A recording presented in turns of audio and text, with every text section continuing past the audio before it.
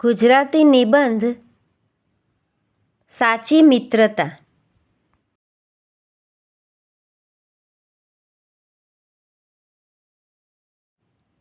સાચી મિત્રતા.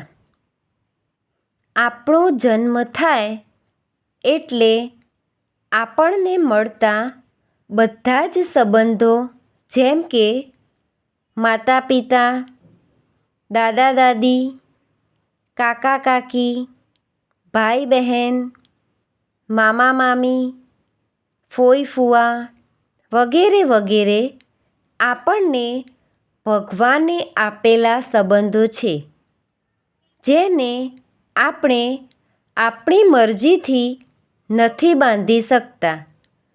તે કુદરતી છે અને લોહીના સંબંધો છે.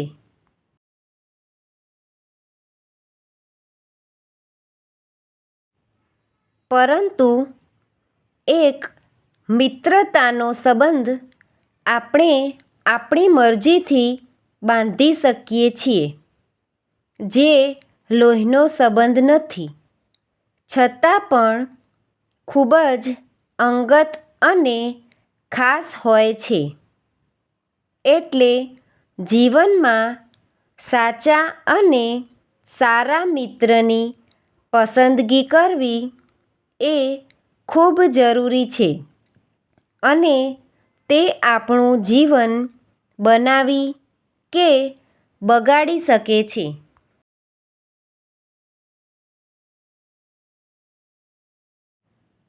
સાચી મિત્રતામાં યોગ્ય સમજ, સંતુષ્ટિ, મદદ કરવાની ભાવના અને વિશ્વાસ હોવો જોઈએ.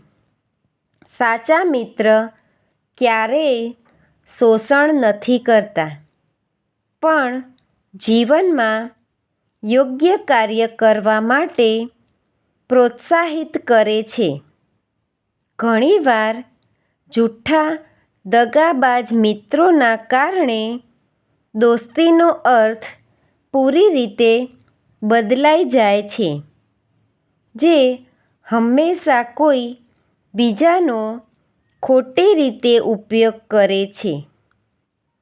કેટલાક લોકો તરત મિત્ર બનવા ઈચ્છે છે અને સ્વાર્થની પૂર્તિ થતાં દોસ્તી ખતમ કરી નાખે છે. જેની પાસે સાચા મિત્ર હોય તે સાચે જ ભાગ્યશાળી છે.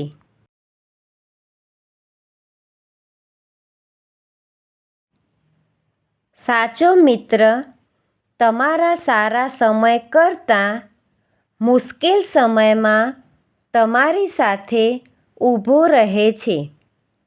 તેથી આપણે સારા મિત્ર ચૂંટવામાં સાવધાન રહેવું જોઈએ, કારણ કે મિત્રની ખોટી પસંદગી કરવાથી આપણને દગો મળી શકે છે.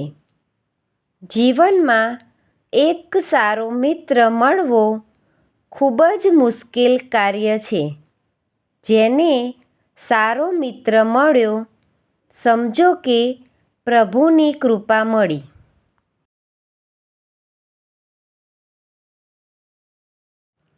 દોસ્તી પ્રેમનો એક સમર્પિત અનુભવ છે, જેને આપણા જીવન વિશે બધું જ ખબર હોય છે.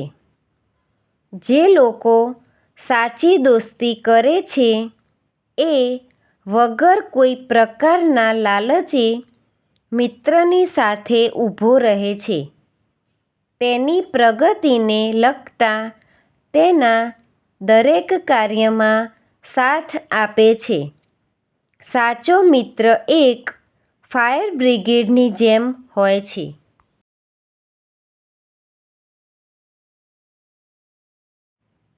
સાચો મિત્ર જેમ દરેક કાર્યમાં સાથ આપે છે, તેમ કોઈ ખોટા માર્ગે અથવા તો ખોટા વ્યસને ચડતા રોકે પણ છે. જો તમારો મિત્ર તમને કોઈ ખોટા કામ કરતા અટકાવે તો સમજી લેજો કે તે તમારો હિતેચ્છુ છે અને તેનો હાથ કોઈ દિવસ છોડવો નહીં. તે મિત્ર તમને ટોકશે પણ હારવા નહીં દે.